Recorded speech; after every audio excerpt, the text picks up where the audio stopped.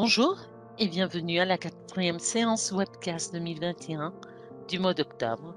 Je m'appelle Jimena Saez et je suis la modératrice de la communauté Cisco en français. Je veux donner la bienvenue dans cette nouvelle émission Community Live à notre expert Alain Faure.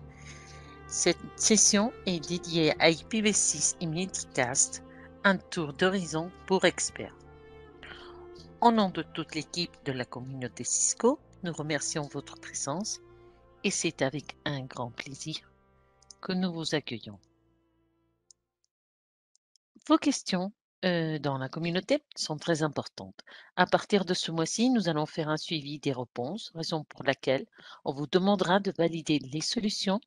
Si vous avez des doutes, veuillez consulter l'infographie ci-contre qui sera affichée sur le panneau du chat. Les Spotlight Awards sont attribués aux membres de la communauté en fonction de 3 catégories. Meilleure publication, choix de la communauté et nouveaux inscrits au Rookie Award. Pour découvrir le programme, vous pouvez visiter la page des Spotlight Awards et connaître toutes les modalités. Alors, notre expert, Alain Faure, est chef de projet dans une société d'infrastructure informatique. Avec plus de 30 ans d'expérience, il s'est spécialisé dans les réseaux, le Wi-Fi, la sécurité, la collaboration et le data center. Certifié avec un CCIE en Routing and Switching, Alain a géré de nombreux projets pouvant atteindre des milliers d'utilisateurs en Europe et en Asie. Bienvenue Alain. Merci. Pour télécharger la présentation, bien sûr, vous pouvez suivre le lien affiché sur le panneau du chat.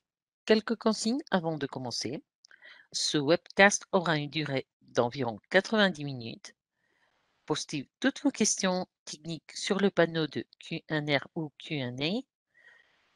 Participez au sondage, nous aurons 5 polling questions.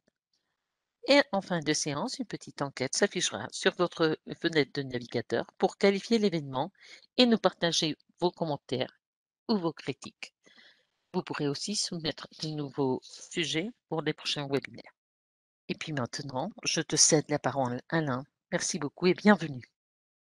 Merci beaucoup, Jimena. Bonjour à tous.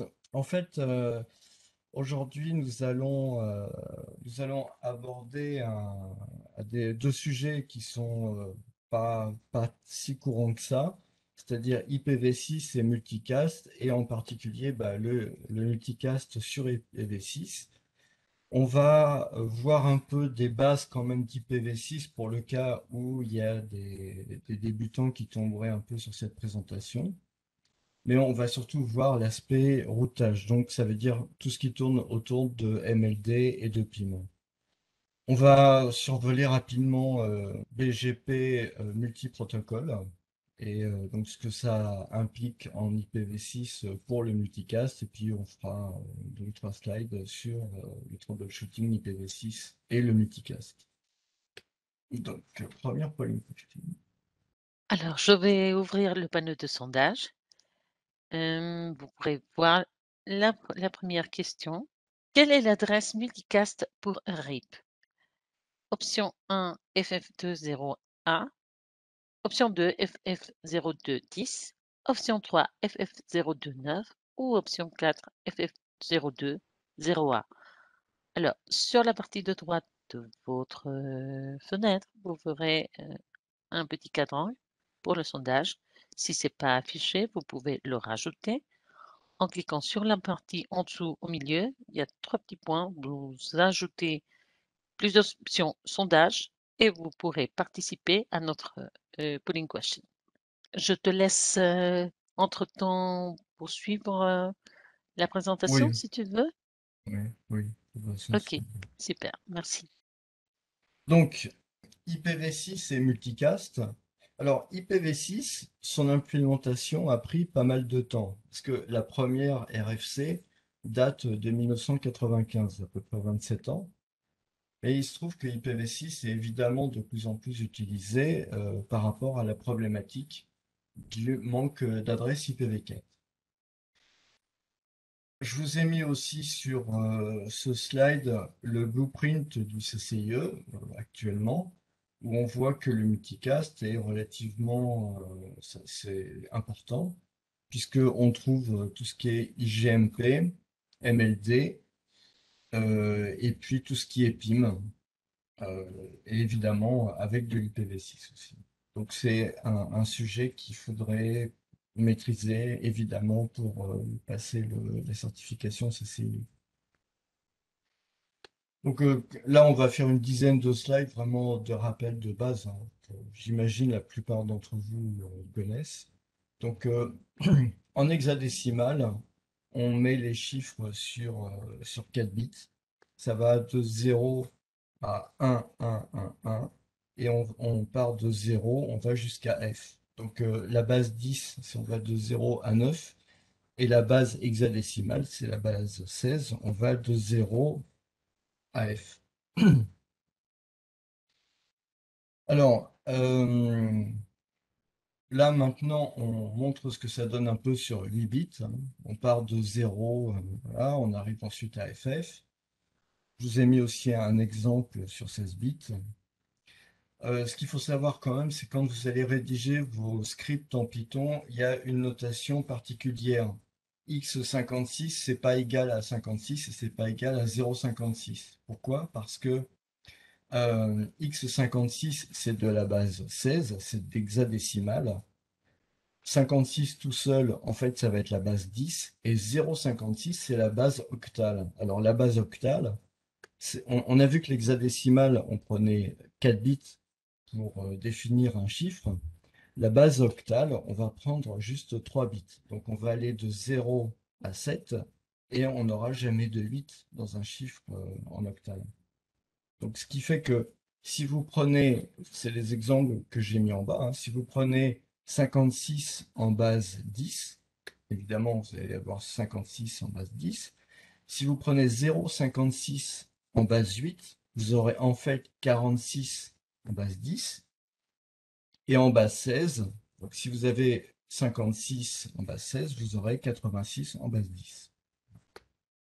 Les adresses IPv6 sont codées sur 128 bits. Évidemment beaucoup plus longue que les adresses IPv4 pour pouvoir adresser plus d'interfaces. Elles sont écrites en utilisant 8 mots regroupant 16 bits. Historiquement, l'octet c'est pour 8 bits et le mot Word, ça a toujours été pour 16 bits. C'est comme ça qu'on l'utilise. Donc voici un exemple en dessous d'adresse IPv6. On voit que c'est relativement long. On peut la découper en deux parties, on verra plus en détail, mais en gros, vous avez donc le numéro de réseau et puis après l'interface.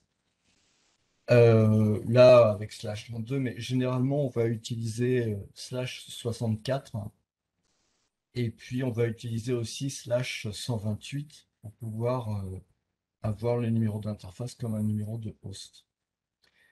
L'écriture IPv6 d'une adresse est compliquée. Donc, pour simplifier ça, il a été décidé que quand il y avait des zéros qui suivaient, ben, on remplaçait ça par 2 fois 2 points. Simplement, on ne peut le faire qu'une seule fois dans une adresse. Et puis, ça peut être au début ou ça peut être à la fin. Les règles de simplification, par exemple, donc sur cette adresse-là, eh ben, on supprime le 0 qui se trouve devant le DF9. On aurait très bien pu aussi simplifier encore plus en transformant les 3 fois 4 zéros en 2 points, 2 points. On aurait pu faire aussi cette... Ah bah oui, je l'ai fait, pardon. Ok. Donc c'est en fait, voilà, vous avez les deux règles, simplement je ne les avais pas surlignées. Alors, on avait parlé de deux parties, oui, pour faire une démonstration générale, mais on en considère plutôt trois. Donc, par exemple, vous avez en jaune ce qu'on appelle le préfixe de site, et puis en orange, on va avoir l'ID de sous-réseau, et puis en rouge, vous allez avoir l'ID d'une interface. Donc ça, c'est défini dans la RFC 3513 que vous devez avoir. La partie ID d'interface peut être issue aussi de l'adresse MAC, c'est-à-dire de la couche 2 du modèle OSI, 6 octets. Donc, Pardon.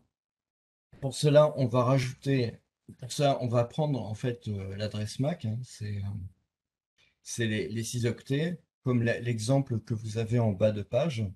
On va simplement rajouter devant cette adresse 02, et puis au milieu de l'adresse MAC, on va insérer FF, FE.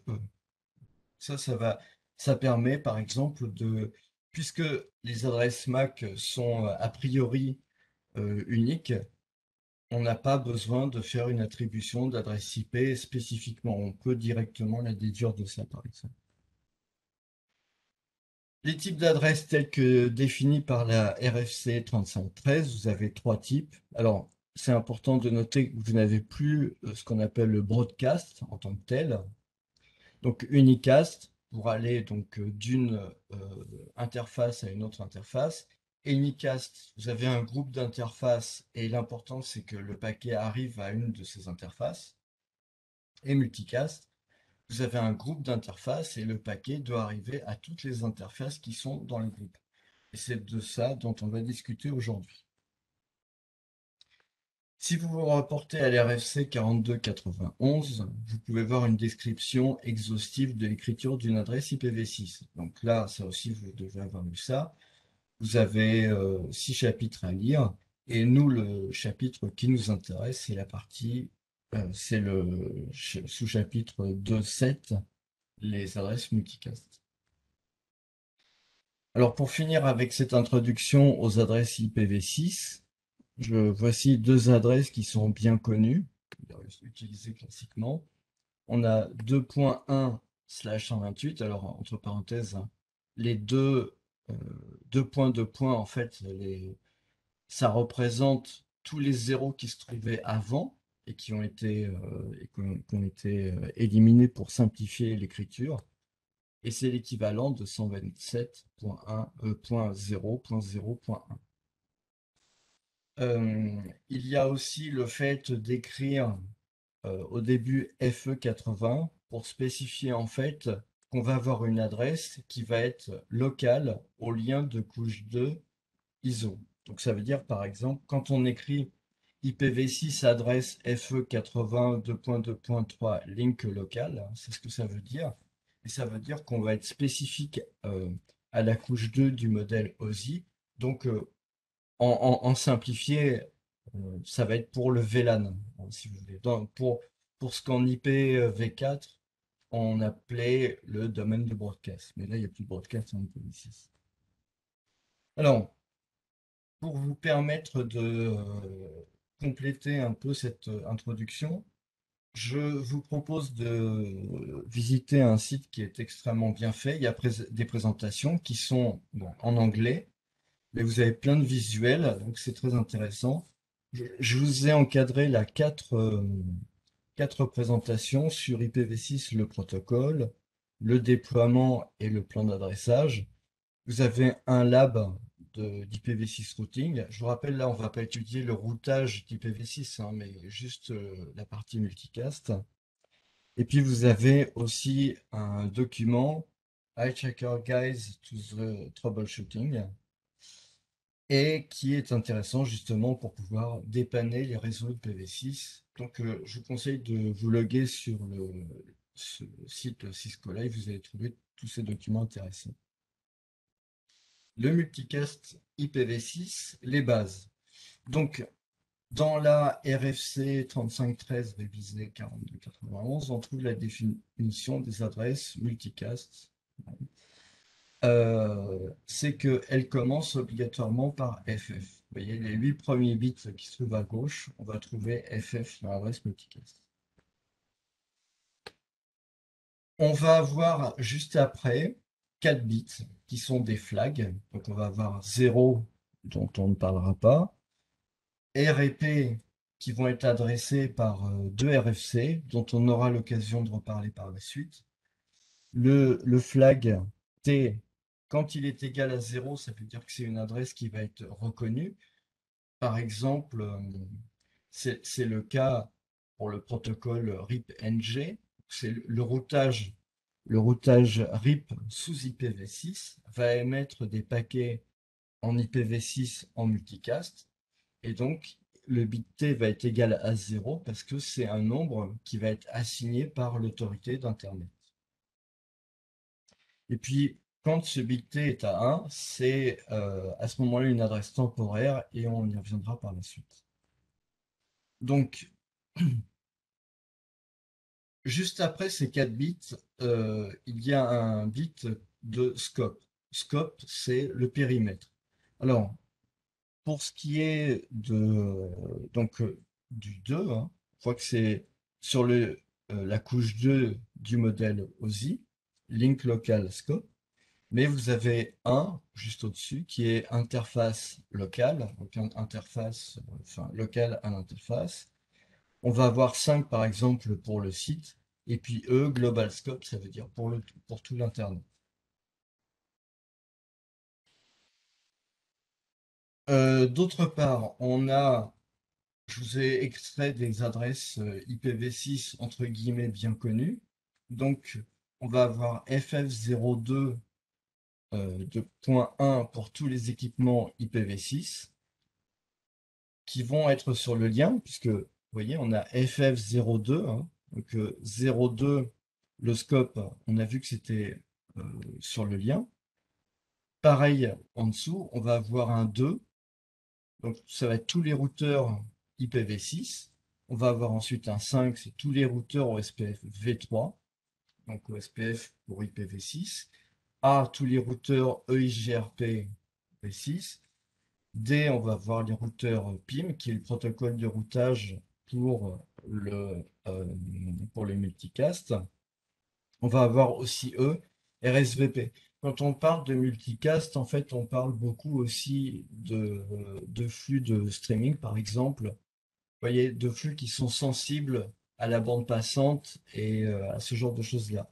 RSVP, c'est un protocole qui va vous permettre de réserver de la bande passante sur un lien pour être sûr en fait que le son ou la vidéo vont être de bonne qualité. Si jamais cette réservation n'est pas possible, à ce moment-là, on ne fera pas la diffusion. Donc c'est l'intérêt de ce protocole-là. Pour ceux qui font de la collaboration, ça peut être aussi relié au CAC dans le Call Manager, dans le CICM. Alors, on va pouvoir aussi adresser comme ça tous les serveurs. On va dire qu'on a une adresse qui va adresser tous les serveurs DHCP sur le réseau local du site.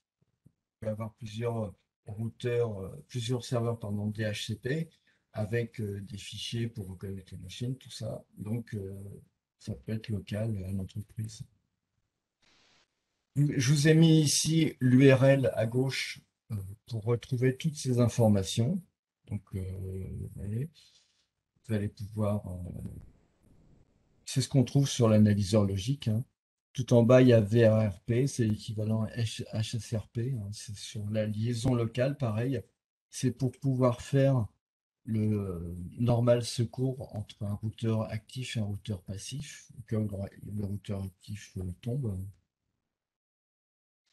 Ensuite, donc, le paquet multicast PIM. Donc, on a vu qu'on avait un protocole de routage. On va voir par la suite comment ça marche. Un protocole de routage qui s'appelle PIM, qui sert à faire le routage pour la partie multicast. On voit que on va faire on va faire une analyse du protocole. Et donc, on doit voir destination FF02 2.D. Pareil pour RIP. RIP, protocole de routage IPv6, RIP-NG. Et on voit ici donc Internet version 6, etc. Euh, et puis on va avoir FF02 2.9. La couche sous-jacente. Alors, du multicast IPv6, ça doit de toute façon passer à un moment donné par un transfert sur de l'Ethernet.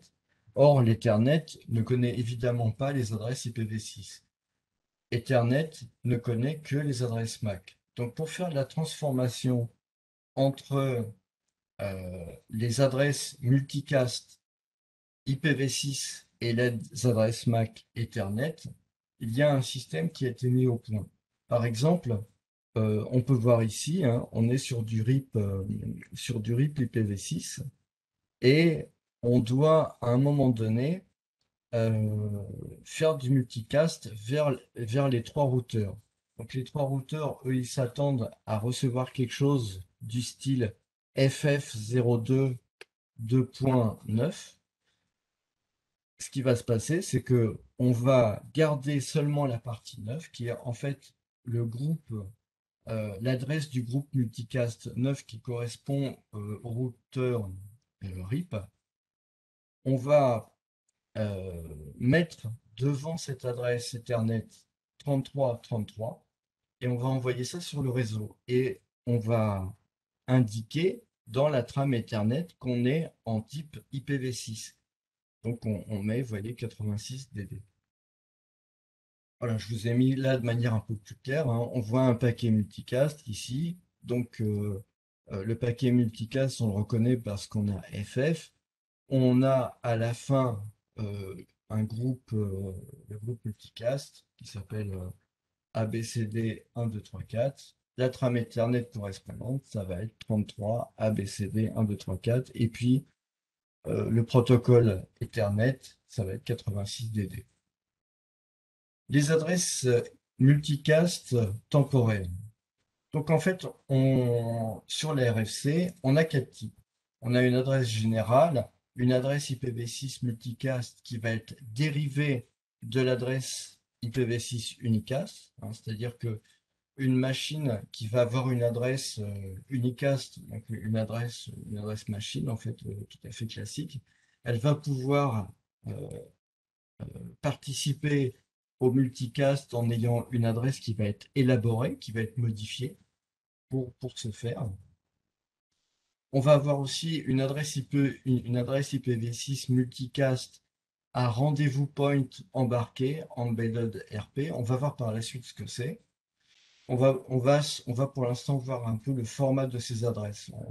Je vais expliciter ces termes dans la partie PIM. En fait, ça a à voir avec le routage multicast. Et puis, on a l'adresse IPv6 SSM, source spécifique multicast. Ça, c'est quand en fait le client demande à recevoir directement de la part de l'émetteur le multicast, le flux multicast.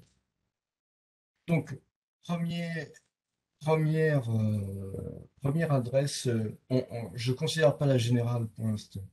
Là, je vous montre donc l'adresse IPv6 multicast dérivée d'une adresse IPv6 unicast. Donc, qu'est-ce qui se passe?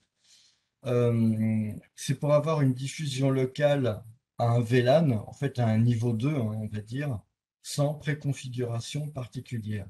Donc, on va prendre l'adresse unicast et puis on va positionner les flags à 3. Donc, vous voyez, on commence par mettre, si vous regardez tout en bas à gauche, vous allez voir donc FF hein, pour l'adresse multicast, ça c'est normal. Ensuite, on va avoir les flags qui vont être positionnés à 3. Et puis, vous avez juste après le scope qui va être positionné à 2. Ensuite, on va mettre une adresse vous voyez, PLN, en fait, qui est normalement une longueur en bits, on va mettre une valeur spéciale qui va être FF. Et puis, après, on va pouvoir mettre donc toute la partie ID juste après. Donc, c'est la façon de faire pour ce type d'adresse. Et vous pouvez retrouver donc la manière dont c'est formé sur la RFC 33.6. Il y a un jour 44.89. C'est important de regarder ces deux RFC, elles se complètent, hein. Évidemment, c'est la 44.89 qui prévaut. Donc ensuite, vous avez les adresses IPv6 multicast à rendez-vous point embarqué. Donc, quand vous avez un flux multicast, ce qui se passe, c'est que le client va demander en fait à recevoir ce flux multicast. le flux multicast, lui, il doit arriver sur un routeur intermédiaire.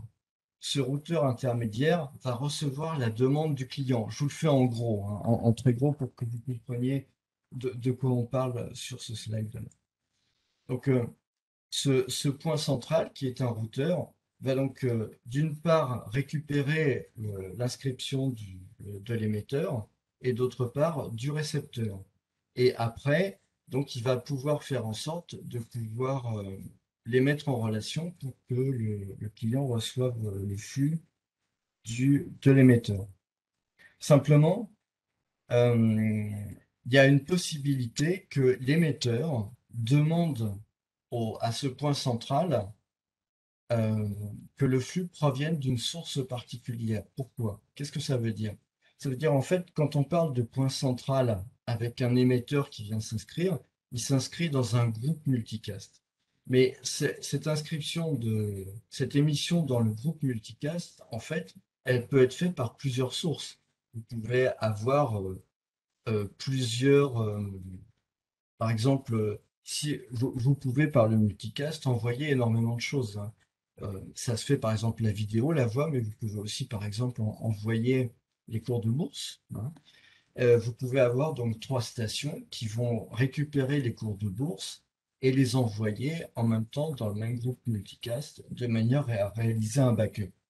Mais on peut vouloir à un moment donné, le poste client peut vouloir recevoir les informations de la source numéro 1. Donc il dit voilà, je veux recevoir la source numéro 1. Et pour ça, il a besoin, quand il va parler du groupe, de spécifier le groupe et quelle est la source dans le groupe qui l'intéresse, au lieu d'avoir la source en général. Donc, en fait, c'est ce qu'on voit là. Et pour ça, donc, euh, euh, il va, euh, il va transformer l'adresse euh, du, euh, du rendez-vous point, il va l'embarquer dans l'adresse multicast. C'est-à-dire que, euh, oui, quand je parlais de source, en fait c'est du rendez-vous point. Donc, il va construire l'adresse multicast en faisant FF, puis ensuite il va mettre la partie flag à 7, donc à 1. Et puis après, il va prendre, il va mettre le scope à 8. Et puis ensuite, il va mettre les, euh, la longueur à 40. Ok. Donc, ok. Oui, parce que il y a la simplification, en fait. Tu es en train de me poser la question. En fait, c'est FF 780240. Ok. Donc, il va prendre les 4 derniers bits, là, le RID, donc il va donner le 2, et puis ensuite le PLN qui va être à 40, 2 points, et puis ensuite il va recueillir les débuts de l'adresse unicast du rendez-vous point, et qui va intégrer dans cette adresse-là. Donc comme ça va lui permettre de s'adresser à un groupe multicast avec un rendez-vous point particulier. Je vous ai parlé au début de source, mais en fait, c'est pas la source, c'est l'étape juste après. C'est dans le cas où il y a plusieurs rendez-vous points. Voilà, c'est celui-là en fait. C'est l'adresse. Donc, il est possible de demander il est possible d'adresser un groupe multicast avec une source spécifique. Et pour ça, la façon d'écrire, c'est donc de commencer le groupe multicast avec tous les bits 1, donc classiquement, hein, c'est FF, et puis ensuite de mettre 3, FF3, et puis ensuite de mettre la source. Donc, pour cette introduction, vous pouvez aussi lire les livres IPv6 Fundamentals et puis IPv6 for Enterprise Network, mais qui date un peu. Vous allez pouvoir retrouver des choses aussi sur IPv6 chez Cisco Press. Alors, je vous recommande très chaudement de lire en français aussi hein, une présentation qui a été faite sur la communauté Cisco, qui est l'introduction pratique à IPv6 et la compréhension de l'adressage. Vous voyez, vous allez retrouver l'introduction à IPv6, les paquets, ICMPv6, et puis bon, différentes choses sur l'IPv6, et c'est en français. Je vous recommande vraiment de lire. Voilà. C'est D'accord. Nous avons alors le deuxième sondage. Je vais ouvrir. Et puis la question, quel est le numéro de port pour RIP en IPv6 RIPNG? Alors vous avez quatre options sur le panneau de sondage. TCP 53, UDP 22, TCP 251 ou bien UDP 521. Si vous voulez répondre, vous cliquez sur la bonne option et puis voilà. On va revenir sur à la fin avec les réponses des polling questions sur la sur le document qui sera publié de questions et réponses de cette séance. Et puisque cette présentation est un peu longue, je vous encourage à poster vos questions. On essaiera de répondre a posteriori. Je ne suis pas sûre qu'on aura le temps pendant cette séance, mais vous pouvez toujours soumettre vos questions. Merci beaucoup. Et puis on poursuit entre-temps, si tu veux, Alain. oui. Allez, je te laisse. Les protocoles bien connus, oui. Donc là, en fait, ça va être extrêmement rapide, hein, ce chapitre-là. On va voir pour info trois protocoles de routage qui produisent du trafic multicast. EPNG, OSPF v3 et UGRP. Bon. Donc, RIP-NG, c'est l'équivalent de RIP-V4. C'est pas le sujet de la présentation. Donc, il faut lire la RFC 2080. Vous avez un très bon site hein, sur lequel vous pouvez trouver toutes les RFC en français, abcdrfc.free.fr, qui est vraiment, c'est vraiment très très bien traduit. Hein. C'est pas de la traduction de Google, c'est traduit par des gens qui ont vraiment un très bon niveau, donc je vous recommande. Donc on peut voir là ce que vous allez trouver hein, comme type de trafic multicast IPv6 qui correspondent à RIP. Hein. Donc vous voyez, on peut le décrypter maintenant assez facilement. FF, c'est le multicast. 02, ça veut dire sur le lien, on link. 09, et comme c'est évidemment du multicast, ça va être to all, RIP on link. Le 09, c'est pour évidemment, c'est pour la partie RIP. Vous voyez accessoirement le port de RIP-NG, c'est 521 et on est en UDP.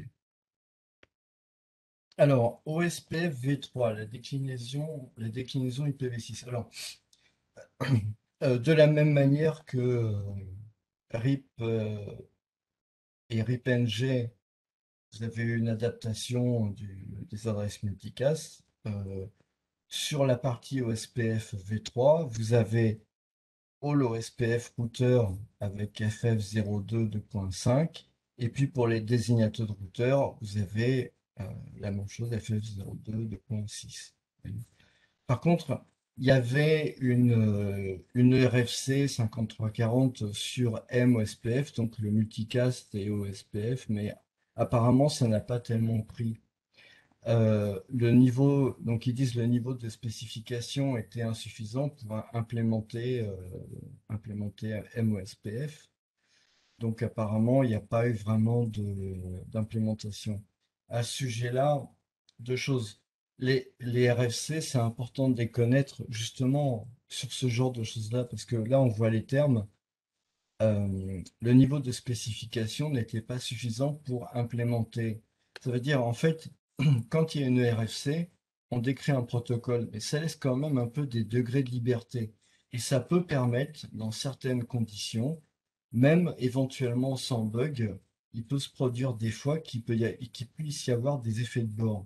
Et si vous administrez un réseau très important avec énormément de clients qui viennent de se connecter et de toute nature, hein, par exemple sur Internet, ou ce genre de choses-là, vous pouvez vraiment avoir des problèmes sur des choses particulières. Donc à ce moment-là, il faut un analyseur de trafic, il faut regarder les trames, il faut comprendre le protocole, il faut comprendre éventuellement si ça rentre ou si ça rentre pas dans la RFC. Et pour pouvoir dire, bah voilà, là j'ai un problème avec ça, et aller voir le constructeur et lui dire, là il y a un problème. Donc c'est pour ça que c'est important de bien connaître, enfin, de connaître les RFC. Là, on voit aussi, deuxième point, que en fait, peut-être il n'y a pas eu une utilisation intensive ou un besoin. En fait, il n'y a pas eu un besoin puisque ça a été développé du multicast sur de grandes étendues. C'est ce qu'on verra aussi un peu avec MBGP, c'est-à-dire que les besoins de multicast à travers Internet sont très dépendants de ce que veulent offrir les opérateurs télécoms. Et donc, c'est pas si, on n'est peut-être pas aussi avancé qu'on le souhaiterait sur la partie multicast à travers Internet entre différents AS. Voilà. EIGRPv6, il n'y a pas grand-chose à dire, hein. Donc l'adresse multicast, c'est ff02.2.a, oui, PV6. Donc ensuite, alors j'ai réalisé pas mal de captures d'écran en utilisant une maquette que j'ai mis au point sur la plateforme DevNet. Donc la version c'est CML2. Les routeurs que j'ai utilisés, c'est les iOS virtuels qui sont présents sur cette plateforme. Alors, c'est une sandbox qui est assez pratique et qui permet en fait de pouvoir simuler des réseaux, peut-être mettre au point un peu des configurations. Donc, si ça vous intéresse, hein, je vous ai mis l'URL l'URL en dessous. Vous avez les différentes informations aussi, les, les adresses de réseau, etc. Donc, vous voyez, vous avez à gauche le récepteur. Donc, c'est lui, par exemple, qui va faire les requêtes MLD. Et puis, vous avez l'émetteur, c'est lui qui, normalement, est censé émettre le flux de streaming. Mais bon, là, il se trouve que je n'en ai pas sur cette plateforme-là. Voilà. Donc, là, c'est la point question numéro 3. Donc, voici le sondage numéro 3. Alors, la question, qu'est-ce que MLD? Alors, 4 options. Multicast Link Datagram. Option 2, Multicast Level Discovery. Option 3, Multicast Lister Discovery. Ou option 4, Multicast Listener Discovery. Alors, vous pouvez répondre facilement. Bon. Et nous avons déjà quelques participations.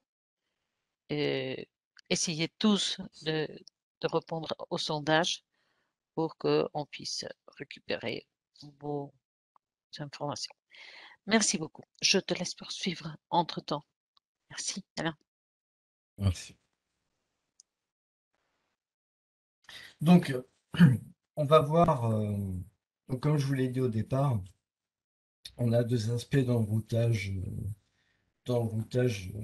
IPv6 multicast.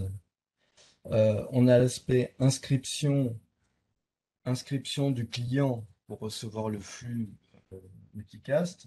Et puis, on a l'aspect route jusqu'à la source du multicast. Donc ça, on va étudier là, dans ce chapitre-là, la première option. Enfin, c'est pas la première option, c'est la première phase, pour être plus exact. Donc le principe est simple. Les postes clients qui veulent recevoir un flux d'informations du type streaming s'inscrivent dans le réseau et à ce moment-là, le réseau va relayer le flux jusqu'à ses clients.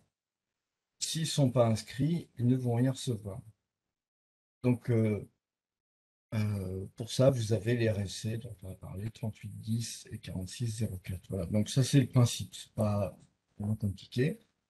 Donc, pour ça, on utilise MLD, qui est un protocole qui en fait va être intégré dans ICMP pour IPv6.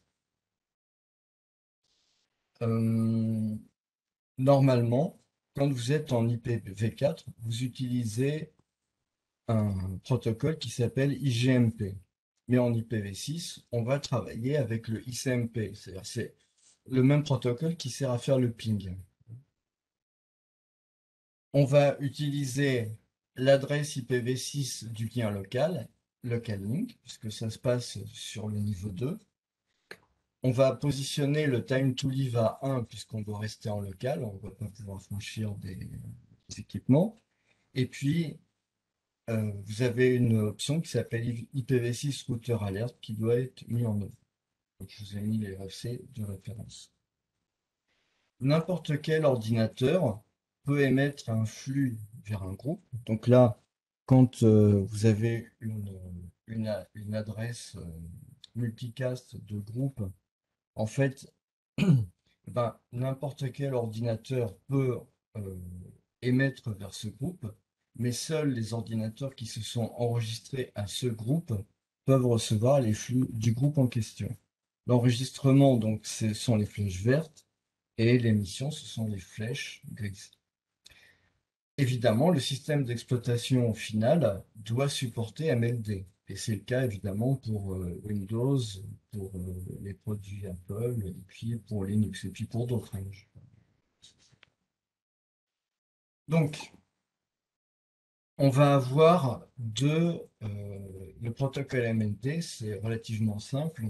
On va travailler avec, d'une part, une requête. Donc, ça veut dire le routeur va demander au client eh bien, qu'est-ce qu'il veut recevoir comme flux multicast et le client va indiquer au routeur ce qu'il veut recevoir. Donc, on a deux versions de MLD. On va voir les deux versions, évidemment. Donc, ça, c'est la première.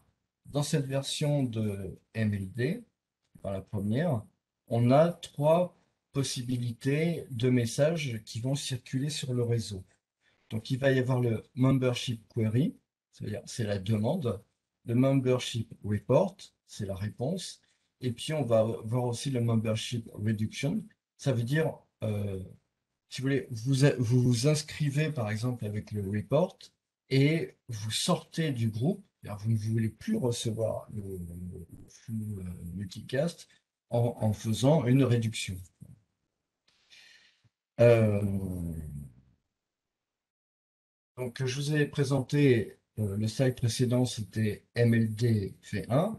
Dans MLD V2, on a toujours le query à 130 avec le code 130, mais on a une réponse qui est un peu différente. C'est une réponse 143, Group Membership Report V2, qui correspond à la version 2 de MLD.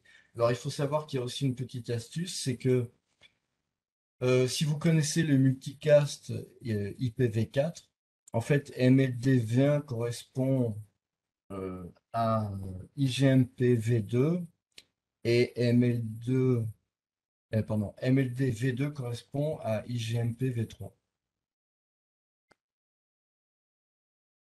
Donc, voilà. Donc, on a deux versions de MLD, comme je vous l'ai expliqué. Euh, donc là, il n'y a pas de précision de la source, écrit dans l'RFC 2710. MLD V2, idem IGMP V3, donc il permet de gérer les abonnements à des groupes multicast en précisant là où les sources. Donc c'est la version que nous allons utiliser. Je vous ai mis aussi les détails des messages. Donc on a le message, par exemple, MLD query de 130. Et là, on voit par exemple que le routeur va interroger le poste en local. Le message 130, donc là, je vous ai fait un extrait un peu de la RFC. On voit, euh, on voit comment sont organisés un peu la code 0, mise à jour des timers, et puis il y a un certain nombre d'essais qui est possible en cas d'erreur sur des réponses. On a la réponse, donc le message 143. Euh, donc accessoirement, vous voyez la destination. euh, je vous avais mis tout au départ l'adresse un peu des adresses multicast bien connues. Donc c'est FF02 2.16. On voit que c'est tous les routeurs ML2 V2 qui se trouvent donc sur le lien localement FF0216. Donc voilà, c'est indiqué dans la destination. Le type de réponse, c'est 143. Et puis là, on voit qu'on a affaire à une exclusion. Hein, vous voyez, multicast adresse record change to exclude. Donc là, il se trouve que c'est l'adresse multicast du groupe multicast FF02 2.2. Donc voilà, là, je décris, vous avez une description de ce type de message et vous pouvez voir les détails dans RFC 3810. MLD est mis en place sur un routeur Cisco automatiquement dès que vous mettez en place le routing multicast. Donc vous tapez la ligne IPv6 multicast routing, ça met en place le MLD et le PIM IPv6. MLD voilà, et PIM IPv6. Donc voilà. Euh, on peut simuler pour les besoins de test, hein, vous pouvez simuler sur un routeur une station qui va s'enregistrer. Donc, vous voyez là, sur l'interface gigabit Ethernet 00, vous mettez IPv6, MLD, Join Group, FF1E 2.12. Et donc ça permet de faire cette simulation. Je vous ai mis en dessous un certain nombre de shows et debug qui concernent ce protocole, mais on va voir d'autres choses par la suite. Donc, par exemple, si vous voulez savoir ce qui se passe sur, sur l'Ethernet, si vous voulez savoir ce qui se passe sur l'interface Ethernet qui fait face, par exemple, à votre client, donc pour voir un peu l'activité, vous voyez MLD activité 43 join, 56 leave. Euh, voilà un peu ce que vous pouvez utiliser. Vous avez aussi évidemment une commande debug qui vous permet de voir les demandes et les réponses sur le protocole MLD. Ça, c'est clair. Voilà. Donc ça, c'était pour la partie ML2.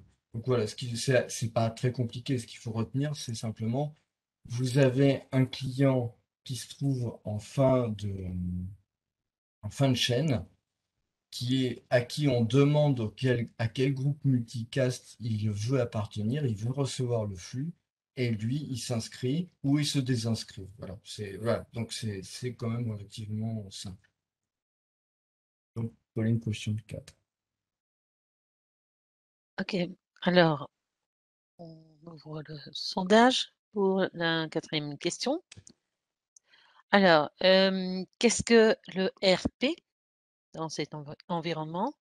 Alors, est-ce le routing protocol? Est-ce le route proactor? Est-ce le rendez-vous point ou le route port? Je pense que vous êtes tous attentifs et vous savez la bonne réponse. D'accord?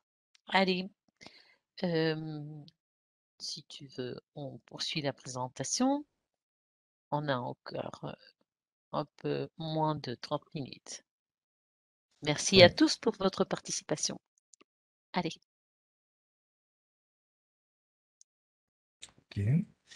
Donc, une fois qu'on a vu l'inscription des clients à un flux multicast, c'est pas suffisant. C'est-à-dire que à un moment donné, il faut que cette, ce routeur, qui est donc un routeur de proximité, puisse aller rechercher le flux multicast, vers la source, hein.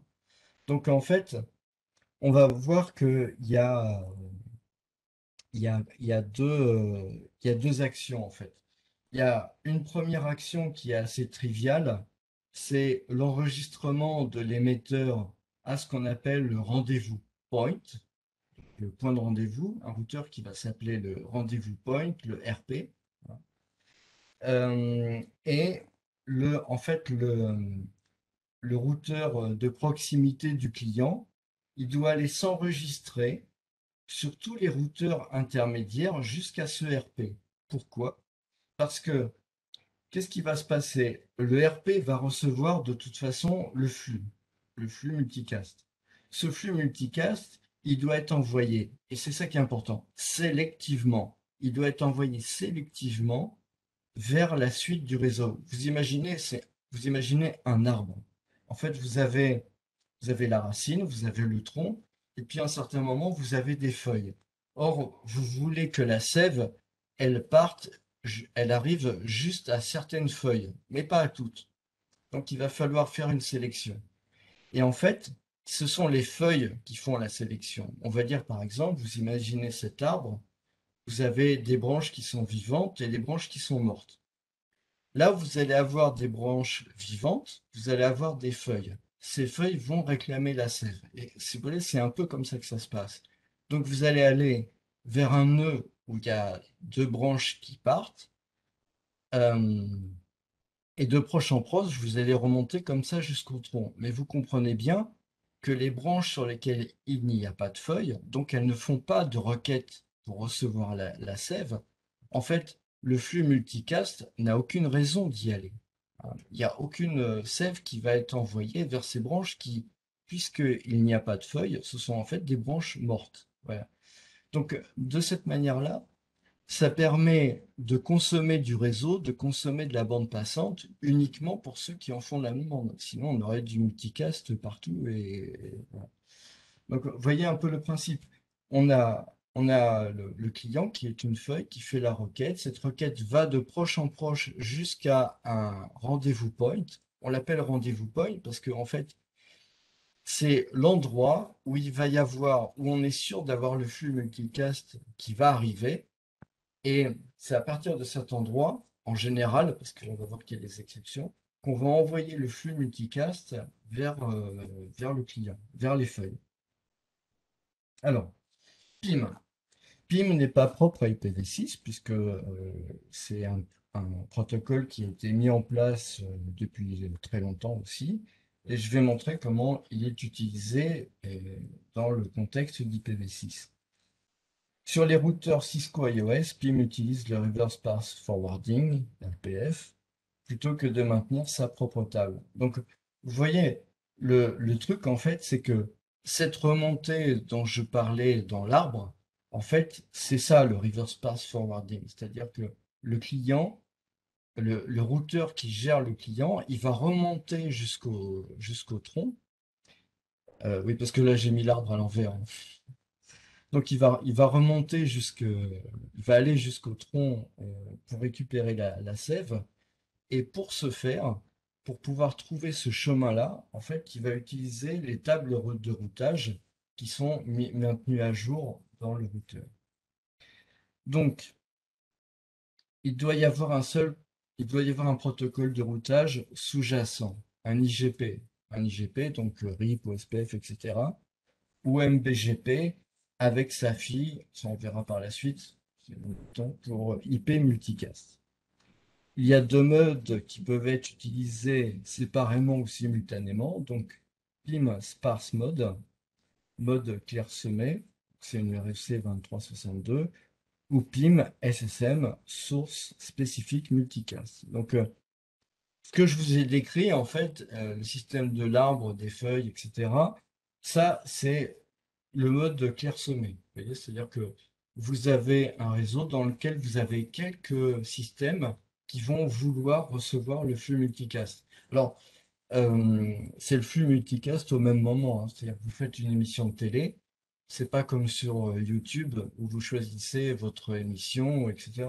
C'est vraiment, c'est le mode de fonctionnement de la télé. Vous n'avez pas le choix. Vous allumez tel canal, vous prenez l'émission en cours de route à tel moment.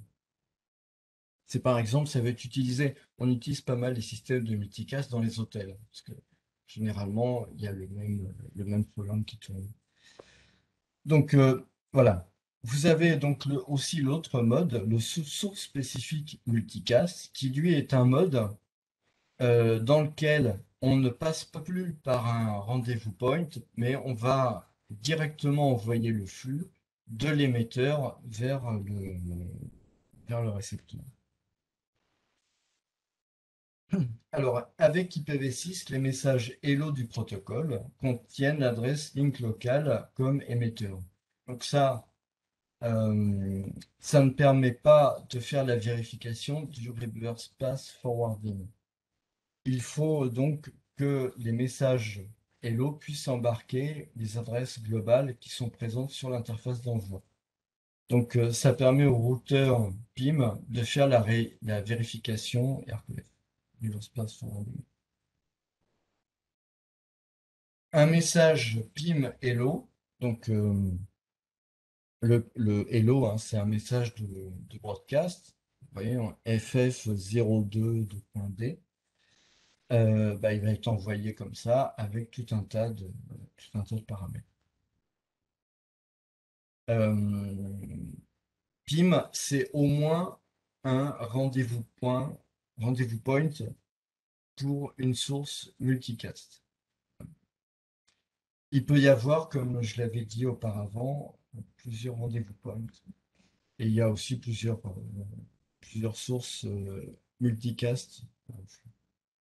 PIM permet la mise en place d'un arbre dont l'origine est la source, hein, c'est-à-dire la source émettrice, le tronc est le rendez-vous point et le tronc de l'arbre. Donc c'est là où il va y avoir l'origine des branches. C'est l'image. En fait, imaginez un arbre inversé, hein. C'est les racines. En fait, vous avez vraiment la partie source, ça va être les racines, le rendez-vous point, ça va être le tronc, et après, vous avez les branches. Donc, chaque rendez-vous point est associé à un groupe contenant une ou plusieurs sources multicast. Le fonctionnement. Donc, les récepteurs s'abonnent à un groupe multicast par l'intermédiaire de désignateurs de routeurs qui sont locaux à leur VLAN. Donc là, il y a les messages PIM join. Le message est diffusé de routeur PIM en routeur PIM jusqu'au rendez-vous point. Donc ça, c'est ce qu'on va voir quand on se met sur un des routeurs intermédiaires. On fait un show IPv6 PIM neighbor detail. Donc neighbor, les voisins, et detail, je vais voir un peu les détails sur ce qui se passe. Et puis donc là, on va voir un peu ce qui s'affiche, hein. On voit par exemple que sur le lien entre donc là 2 et 5 entre les routeurs, si je prends le premier groupe de lignes, en fait vous avez, ça se termine par 25 2.5. Donc la façon dont j'ai élaboré les adresses réseau, c'est simplement ce que je considère comme étant le premier routeur, ça va être 2, c'est le premier chiffre. Le deuxième routeur, ça va être 5. Donc là, on est sur le réseau, sur le lien qui se situe entre le routeur 2 et le routeur 5. L'interface, c'est le numéro du routeur.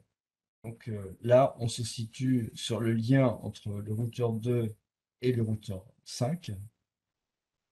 Et on est sur le routeur 5 puisque il a l'adresse 5. Vous pouvez retrouver ça sur le schéma que je vous ai montré sur la plateforme ICML.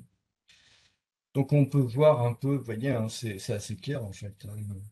Et en fait, là, on voit que sur les liens, on a des routeurs qui sont désignateurs de routeurs. Donc ça veut dire en fait, ce sont ceux qui sont les plus près du rendez-vous point. On, on va vouloir voir ce qui se passe sur. Là, on avait vu ce qui, on a vu ce qui se passait sur avec les voisins. Là, on va voir, on va descendre au niveau des interfaces. Donc, qu'est-ce qui se passe sur une interface? Donc, show IPv6 PIM interface. Et puis, vous allez voir, donc les loopbacks, alors évidemment, elle est DR. Si vous regardez sur le lien gigabit Ethernet 0/0, vous allez pouvoir voir que le désignateur de routeur, eh ben, c'est celui qui est indiqué dans son adresse link local et c'est ce qui est indiqué à la dernière ligne. Donc, les messages, euh, on va avoir les messages join. Donc là, vous voyez où on indique le groupe multicast et le rendez-vous point. Là, il se trouve que le rendez-vous point euh, de 2, ça veut dire que c'est la loopback du routeur numéro 2. Et puis l'interface, bah, j'ai mis 2 puisque c'est l'interface, c'est le numéro du routeur. On peut voir les routes, donc les multicast routes. Donc de la même manière que vous faites show IPv6 route, vous pouvez faire show IPv6 M route. Et puis là, vous voyez par exemple, euh, pour ce qui concerne donc, le groupe multicast FF1E 2.12 et la source, en fait, il n'y a qu'une source, hein, c'est le routeur numéro 1, que c'est le lien qu'il y a entre le routeur 1 et le routeur 2 sur l'interface A. Donc, ça vous donne la route de cette manière-là. Alors, le fonctionnement, donc quand l'émetteur envoie un paquet multicast, celui-ci se voit transformé en paquet unicast. Donc, il y a un PIM register qui va partir vers le rendez-vous point. Et puis, une fois que le paquet de multicast est arrivé sur le rendez-vous point, il est répercuté vers les ordinateurs récepteurs. La méthode n'est pas optimum. Donc, il est possible de créer un arbre par source appartenant à un groupe. Ça, c'est ce que je vous ai, c'est un peu le, le schéma que je vous ai mis ici. Euh, et puis là, donc, on va avoir un ensemble source et groupe dans le même message. On a parlé que on avait que en fait on formait un arbre. Donc, on va chercher à avoir un arbre avec le chemin le plus court et on va supprimer évidemment les chemins qui peuvent être redondants ou chemins redondants. Donc, c'est un peu la même idée que l'algorithme euh, Short Pass First, comme OSPF, hein, c'est un peu l'algorithme de graphe, l'algorithme de Dijkstra. Et bah, ça vous permet d'avoir un arbre optimisé sur, pour l'envoi du flux multicast. Alors, euh, le fait de pouvoir adhérer à un groupe s'appelle le joint et le fait de s'en défaire s'appelle le pull. ça qu'on a. On a aussi donc le comportement dont je vous avais parlé au départ, qui s'appelle Source Spécifique Multicast, SSM. Le chemin est propre au couple source-groupe. Il n'y a pas besoin d'un rendez-vous point. Ce qui se passe, c'est qu'il va y avoir une inscription euh, dirigée vers la source et le groupe. Et pour ça, on utilise spécifiquement une adresse qui va commencer par FF3.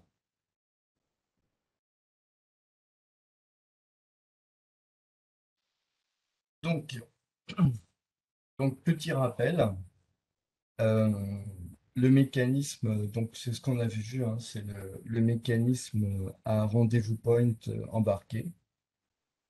Donc c'est pour avoir l'adresse du rendez-vous point embarqué dans l'adresse multicast. Le PIM est autorisé avec la commande IPv6 multicast routing. Ça, c'est ce qu'on avait déjà vu. On peut vérifier euh, show IPv6 PIM interface. Ça, c'est déjà vu. Euh, il faut définir un rendez-vous point pour le groupe multicast. Vous pouvez donc le définir de manière statique. Ça, c'est la commande que je vous ai indiquée là. Donc, ça va être IPv6 PIM rendez-vous point adresse, l'adresse, et puis vous allez mettre le numéro de groupe multicast. Donc, soit une access list qui permet de sélectionner des groupes, soit un groupe tout seul, FF1E 2.12 que j'ai utilisé. Alors, vous pouvez voir aussi ce qui se passe pour un groupe donné. Donc, je l'ai fait sur deux différents routeurs. Show IPv6 PIM Group FF1E 2.12. Alors ça, aussi bien sur le routeur R3, routeur R2. Encore une fois, reportez-vous sur le schéma que je vous ai donné au départ. Vous allez voir où ils sont situés. Donc là, on voit que le rendez-vous point, il a été défini de manière statique. On voit que ça se termine par 22, 2.2. Voilà. Donc maintenant, une question. Alors, nous avons le dernier sondage. Alors, je vais l'ouvrir. Bon, est-ce que vous avez déjà travaillé sur du multicast IPv4 en prod? Je ne sais pas, vous pouvez nous partager votre expérience et comme ça, on pourra un peu plus avoir un aperçu sur le niveau d'expertise que vous avez dans le sujet. Et bien sûr, toutes les questions qui ont été postées ou sont postées sur le chat ou sur le panneau du Q&A, bah, on essaiera de les répondre. Je pense que peut-être on n'aura pas assez de temps à la fin de cette séance. On a encore quelques diapositives. Mais sinon, sur le lien du forum de discussion, on a envisagé là de publier vos questions et pour que Alain puisse nous aider à répondre par la suite. Merci beaucoup et je te laisse poursuivre, Alain. Merci. Donc maintenant, on va survoler MBGP, puisqu'apparemment, il n'est pas extrêmement utilisé, mais bon, ça, pour IPv6 multicast en tout cas. Donc, on a des routes qui doivent être spécifiques en fait pour IPv6 multicast pour permettre le reverse pass forwarding. Et c'est différent des routes pour IPv6 unicast, donc normal. On va voir par la suite qu'on a des identifiants qui permettent de faire la différence entre IPv4 et IPv6, et puis unicast et multicast. Historique. Bien qu'existant depuis plus d'une dizaine d'années, le multicast avec Internet comme support et donc besoin de routage BGP multicast IPv6 à très grande échelle reste confidentiel. Il y a eu des projets comme M6 Bonne, mais qui apparemment n'ont pas vraiment rencontré le succès espéré, hein. Leur adresse conduit à peu près nulle part. Le problème principal qui ressort un peu de cette problématique, c'est l'acceptation du multicast parmi tous les opérateurs pour Internet. S'il y a des spécialistes un peu qui m'écoutent sur ce sujet, vous pouvez mettre vos commentaires, hein, par exemple sur la communauté ou même dans les commentaires de cette présentation. Si vous avez des exemples d'utilisation de MBGP pour la partie multicast IPv6, bon, je serais content de faire partager ça à tout le monde. Mais moi, j'ai eu vraiment beaucoup de mal à trouver quelque chose de concret sur le sujet à cette date. Donc, la configuration en fait de MBGP, c'est surtout il faut enlever donc, le défaut, hein. C'est ce qui doit être fait de toute façon pour aussi IPv6 unicast, c'est-à-dire no BGP default IPv4-unicast. Euh, et puis, il y a donc une particularité, c'est que il y a des voisins qui peuvent ne pas gérer donc MBGP, et donc il est nécessaire à ce moment-là de faire une traduction quand les routes sont communiquées afin qu'il soit possible de faire le reverse pass forwarding. Donc c'est l'objet de cette ligne, adresse family IPv6 multicast. Là, on a un voisin, un neighbor qui n'est pas multicast BGP. Donc on fait translate update IPv6 multicast.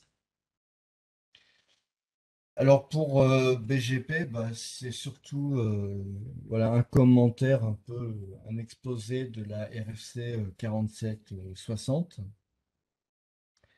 Donc j'ai voulu faire ça peut-être pour montrer la prise en main d'une RFC, parce que pour moi la lecture des RFC c'est très important.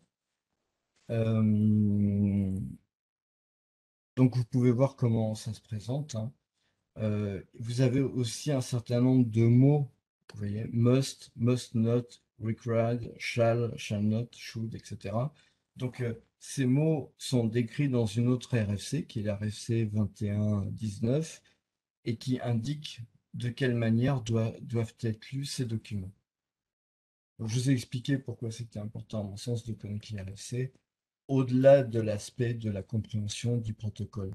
Mais c'est vrai que généralement, connaître un protocole, c'est pas suffisant de savoir comment ça marche, le configurer, etc.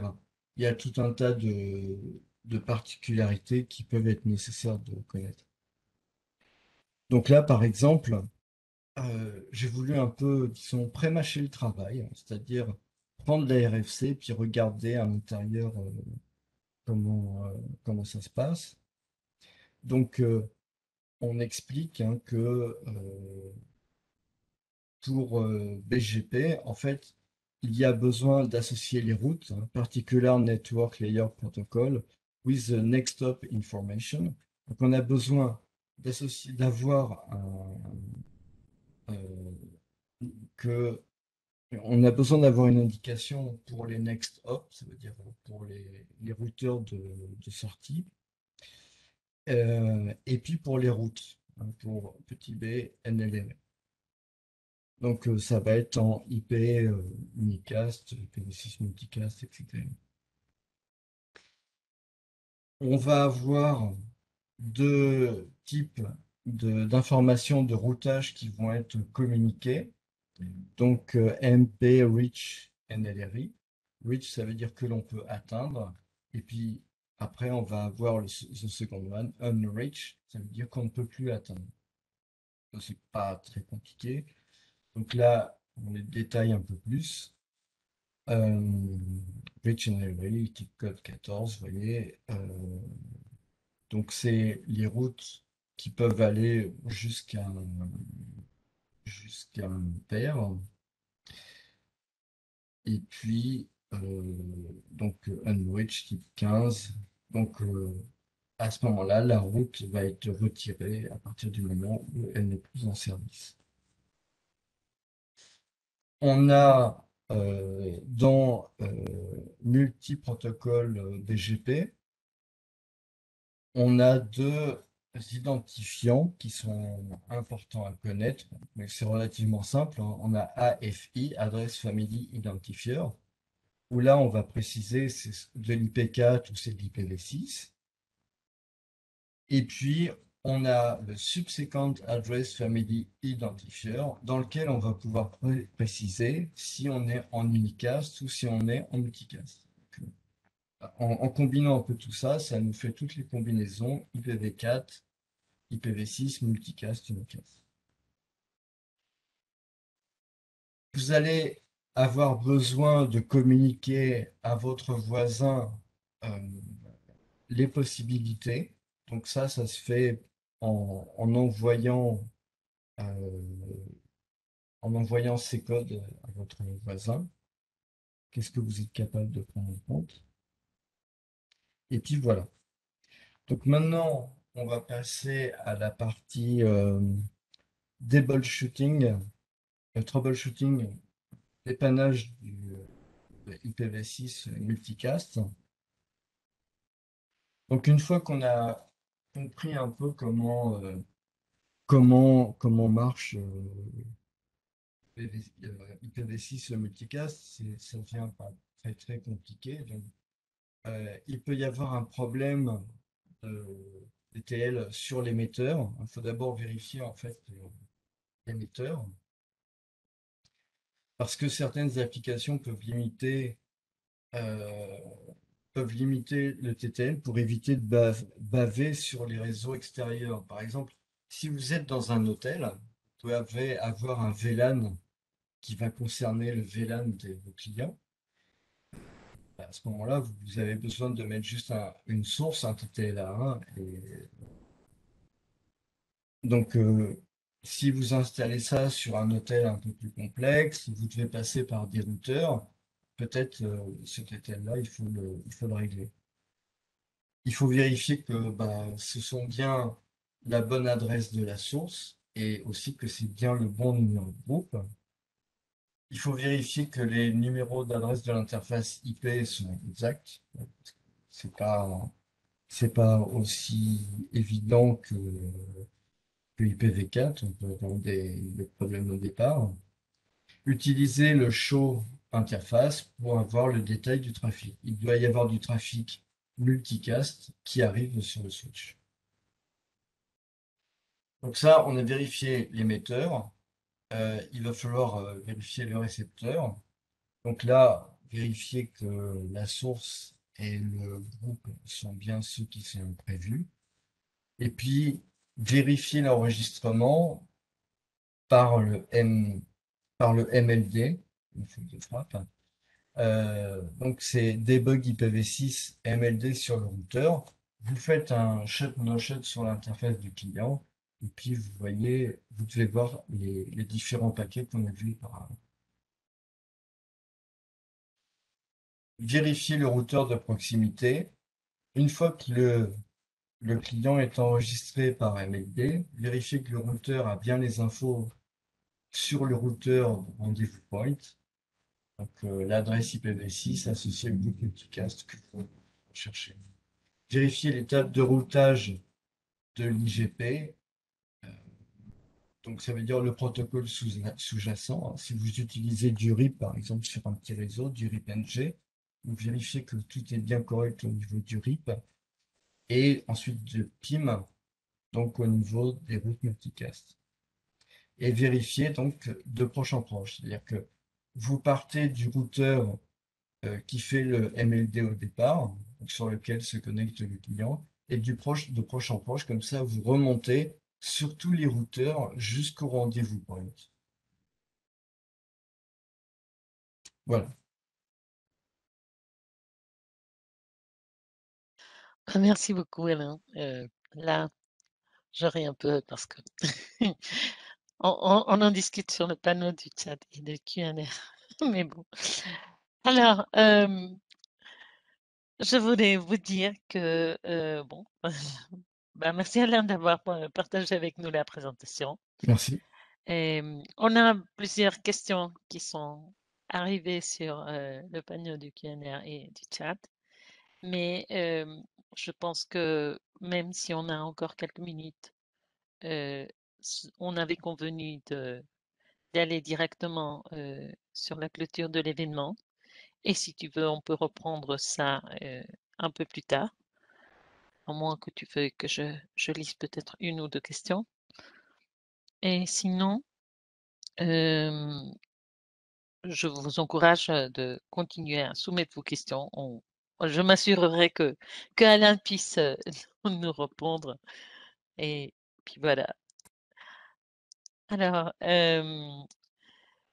si tu veux, nous aurons donc le forum de Ask Me Anything que je vous avais, que d'habitude on annonce et puis que je vous ai partagé déjà sur quelques de vos posts. Alors, ce forum sera ouvert jusqu'au 5 novembre et puis vous aurez quelques jours pour soumettre des nouvelles questions si besoin.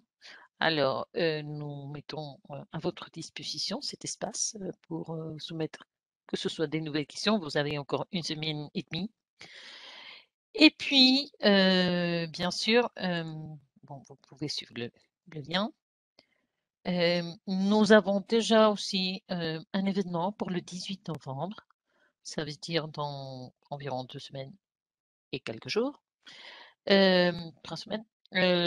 Alors, nous aurons ce webinaire sur les audits en environ 6 cours. Alors, c'est déjà publié. Vous pouvez vous inscrire dès maintenant. Alors, on essaiera de vous présenter une façon de procéder pour ne pas vous coincer les doigts. Alors, vous pouvez déjà vous inscrire. Le lien est partagé par Gabriela sur le panneau du chat. Et puis aussi, vous pourrez voir d'autres événements qui sont toujours en cours. Et, puis voilà. Pour les réseaux sociaux, sachez que nous sommes sur Facebook, Twitter, YouTube, LinkedIn et Instagram. Vous pouvez suivre tous nos liens. Ils sont sur le PDF. Bien sûr, on vous a déjà partagé le lien du PDF. Hein, vous pouvez télécharger. Et sinon, vous pouvez retrouver la communauté dans différentes langues. Vous le savez déjà. Et finalement, vous dire que, bien sûr, pour qualifier cette séance, vous aurez une fenêtre avec l'enquête qui s'affichera sur vos navigateurs après la fermeture de l'événement. Alors, j'attends vos commentaires et vos recommandations, surtout vos critiques, hein, qui puissent nous aider à améliorer ces webinaires. Et je veux que vous participiez le plus nombreux possible. Et bon, je veux remercier certains de nos participants, entre eux, bien sûr, Frédéric et puis Kamel et aussi Robert, qui participent très activement sur ce panneau. Alors, merci aussi Vincent. Pas de questions pour ma part. Ok, merci Marc. Puis, bon, écoutez, au nom de toute l'équipe, je veux remercier Alain Faure pour cet événement et puis à tous nos invités aussi un grand merci de nous avoir accompagnés. Hein. Prenez soin de vous, de vos chers. Ayez une excellente fin de journée. Et puis, merci beaucoup Alain. Hein, merci tout le monde d'être ici et n'oubliez pas de répondre mon enquête, s'il vous plaît. Allez, ciao.